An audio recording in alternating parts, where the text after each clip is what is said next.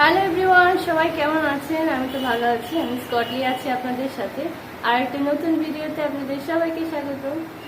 আজকে আর বেশি কথা বলবো না, চলেন আমরা আজকে ভিডিওটা শুরু করে দিই। দেখেন আমি আজকে কি রান্না করব। আজকে রান্না করব আমি বেগুন দিয়ে, এই যে টমেটো দিয়ে, এই রুই মাছ দিয়ে, আলু দিয়ে তরকারি, আর হচ্ছে টমেটো টালা। এই যে আমি পেঁয়াজটা সব কিছু একসাথে কেটে নিয়েছি। আজকে আমি রান্না করবো এগুলো। আপনারা কি কি রান্না করবেন অবশ্যই আমাকে কিন্তু কমেন্ট করে জানায়েন। এই যে তেলটা গরম হয়ে গেছে, আমি এখন এটার ভিতরে এই মশলা মাখিয়ে রাখা যে মাছগুলো আছে এগুলো আমি দিয়ে দিব।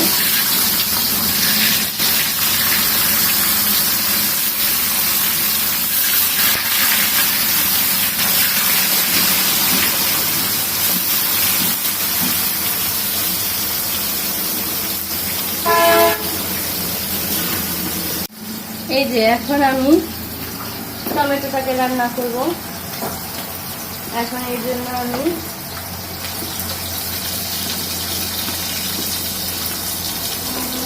আর এগুলো হচ্ছে তরকারির জন্য থাকুক। এই যে আমি টমেটো নিয়েছি এটা টানা করার জন্য। এখন আমি এটার ভিতরে পেঁয়াজ দিয়ে দিব। পেঁয়াজ একটু বেশি দিচ্ছি কারণ একটু গ্রেভি হবে না, মোটামুটি দিচ্ছি, বেশি দিব না, থাক। এখন আমি এটার ভিতরে দিব কাঁচামরিচ। এই যে এখন আমি এটার ভিতরে দিয়ে দিচ্ছি কাঁচামরিচ। কাঁচামরিচ দিই। আর এটার ভিতরে আমি কিছুই দিব না, এখন আমি দিব লবণ।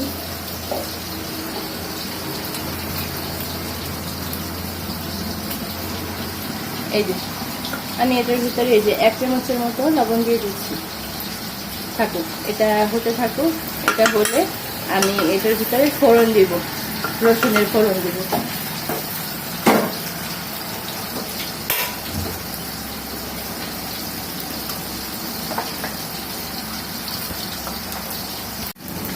এখন আমি তরকারির মাছগুলো উঠিয়ে দেই।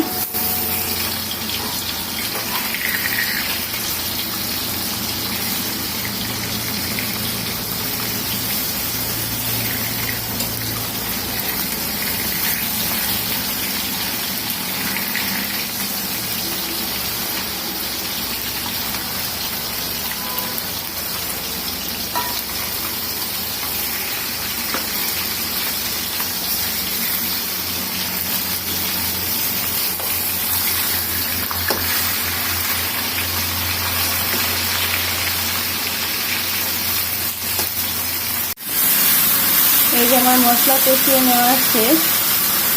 এখন আমি এটার ভিতরে এই যে কেটে রাখা আলুগুলো দিয়ে দিব।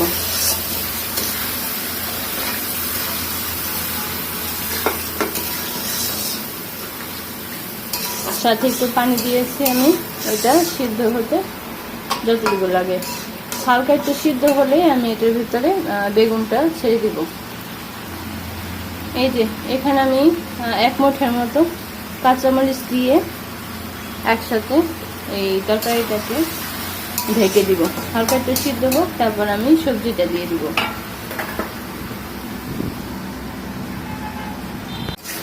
বেগুনটা দিয়ে দিলাম আলুর মধ্যে। আলুটা হালকা সিদ্ধ হয়েছে, এই যে হালকা সিদ্ধ হয়েছে। এখন আমি বেগুনটা দিয়ে দিলাম। আর বেগুনটা ছোট করে বড় করে কেটেছি এই জন্য, কারণ বেগুনটা একদমই কচি, আর ছোট করে কাটলে খুঁজেও পাওয়া যাবে না, এই জন্য আমি দিলাম। আর হালকা একটু পানি দিয়েছি। এখন এটা সিদ্ধ হতে থাকুক, এরপর পানি দিয়ে দিব। চলেন আপনাদেরকে একটা দারুণ জিনিস দেখাই। এখন আমি বেগুন তরকারির জন্য অল্প একটু টক পাতা নিব। এই টক পাতা এখান থেকে একটু নিব, নিয়ে আজকে বেগুন তরকারিতে দিয়ে দিব। হা হা হা হা হা হা হা, এগুলো তুলতে কত ভাল লাগতেছে দেখেন তো। হা হা হা,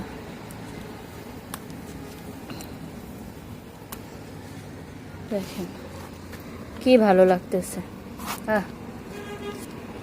এগুলো ধরেই তো মনটা শান্তি হয়ে যেতেছে। কেউ কি তুলবেন নাকি? কারো কি তুলতে মন চাইতেছে এই গাছ থেকে?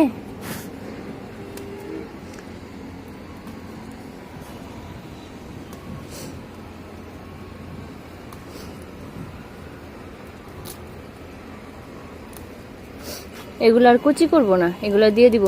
এগুলো দিলেই দেখবেন একদম তরকারির মধ্যে গলে গেছে। তরকারি একটু বেশি তো, একটু বেশি করে দিই। কোনটা ছিড়বো বলেন তো?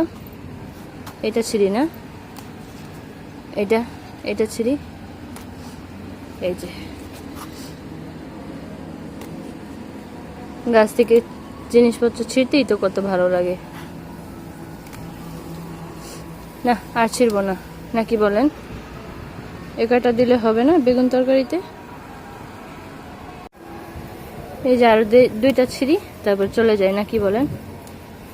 চলেন এগুলা নিয়ে আজকে টক পাতা তরকারি রান্না করবো বেগুন দিয়ে। চলেন। বেগুনটা হালকা সিদ্ধ হয়ে গেছে, এখন আমি টমেটো গুলো দিয়ে দিচ্ছি। টক পাতা দিলে আর টমেটো দেওয়ার প্রয়োজন নাই, তারপরে যেহেতু প্রথমে কাটলাম এগুলা দিয়েই দিই। সমস্যা নেই খাইলে, নাকি বলেন?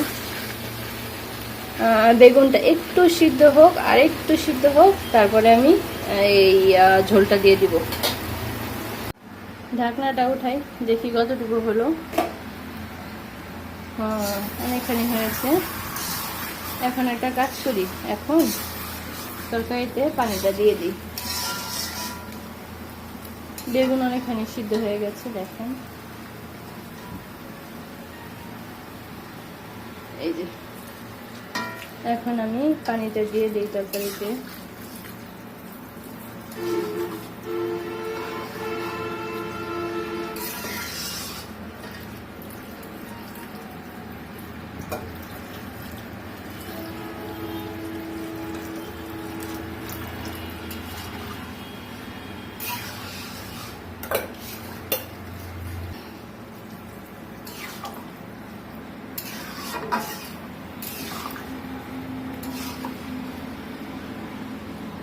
দেখি তো আলুটা সিদ্ধ হয়েছে নাকি না, আর একটু সিদ্ধ হবে। আমার তরকারিও বেশি, হালকা একটু পানি দিই, হয়েছে। এখন এটা জাল হইতে থাকুক, জাল হইলে তরকারিটা একটু স্বাদ লাগবে। এটা ফুটে উঠলে পরে আমি দিয়ে দিব, মাছ দিয়ে দিব, টক পাতা দিয়ে। তরকারিটা ফুটে গেছে, এখন আমি এখান থেকে এই মাছগুলো দিয়ে দিব।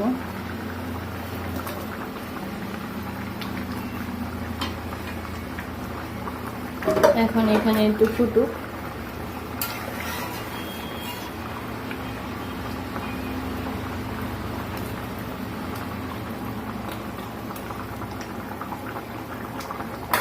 তারপরে এখানে আমি এই যে টক পাতাগুলো একটু একটু দিয়ে দিই।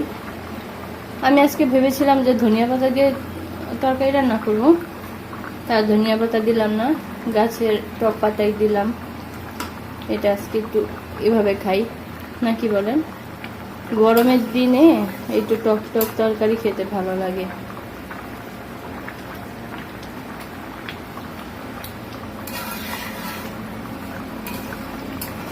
কে কিরকম বেগুনের তরকারি, রুই মাছের তরকারি টক পাতা দিয়ে পছন্দ করেন, কচুর গাঁঠি দিয়ে, কমেন্ট করে জানায়েন তো।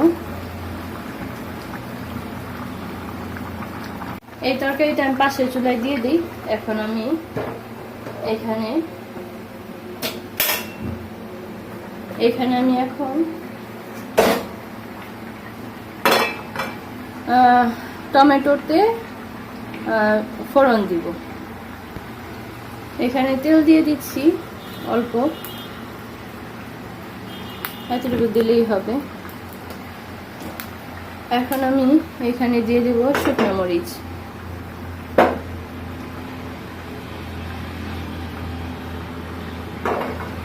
এখানে আমি দেব শুকনো মরিচ, দুইটাকে ভেঙে দিই।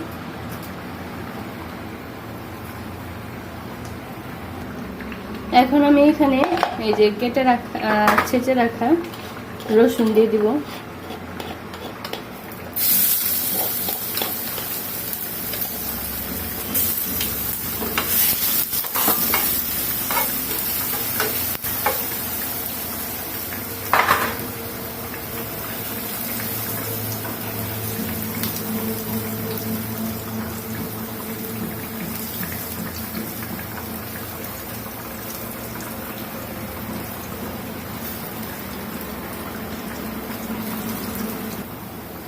যারা শুধু টমেটোর ভুনা খেয়েছেন, এভাবে খাননি, এভাবে কিন্তু একবার ট্রাই করে দেখতে পারেন। ভুনার চাইতে কিন্তু এটা বেশি মজা লাগে, তবে ভুনাটাও আমি খুব পছন্দ করি। মানে আমার টমেটো টালা যে কোনোভাবে দিলে আমার পছন্দ হয়, মানে টমেটো হলেই আমার পছন্দ। আমার টমেটো কাঁচাও পছন্দ। এই যে আমি রসুনটাকে সুন্দর করে ভেজে নিয়েছি, এখন এটা আমি ঢেলে দিচ্ছি।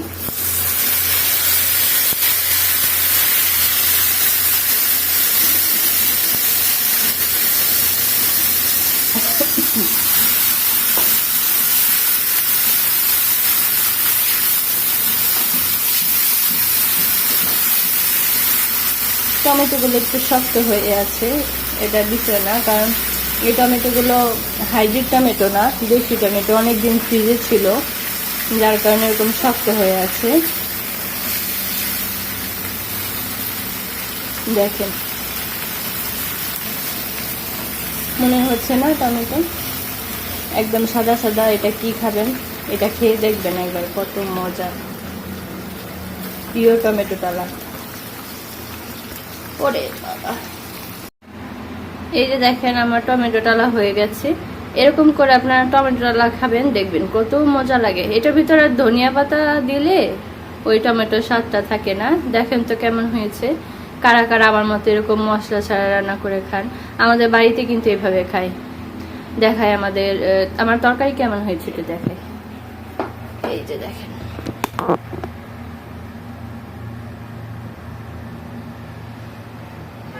অল্প তেল অল্প মশলায় কেমন হয়েছে তরকারি।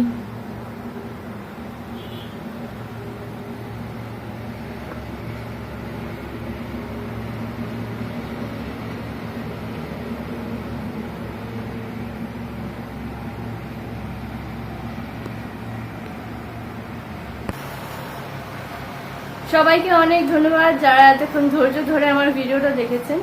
আর যারা ইউটিউব থেকে আমার ভিডিওটা দেখছেন তারা অবশ্যই আমার চ্যানেলটাকে সাবস্ক্রাইব করে দেবেন। এবং ফেসবুকে আমার সেম নাম দিয়ে ভিডিও বানানো হয়, মানে সেম নামে পেজ আছে আমার। তো যারা ফেসবুক পেজ থেকে দেখবেন তারা অবশ্যই আমার চ্যানেলটাকে ফেসবুক পেজটাকে ফলো দিয়ে রাখবেন, যেন আমি যখনই ভিডিও আপলোড দিই তখনই আপনারা দেখতে পারেন। আর যদি আমার ভিডিও একটু ভালো লেগে থাকে আপনাদের, অবশ্যই আমার চ্যানেলটাকে সাবস্ক্রাইব করে ফলো দিয়ে, আর যে কোনো ভিডিও আমি আপলোড দিই সেগুলো লাইক দিয়ে রাখবেন। সো অনেক বেশি ধন্যবাদ যারা এতক্ষণ ধৈর্য ধরে আমার ভিডিওটা দেখেছেন। থ্যাংক ইউ সবাইকে।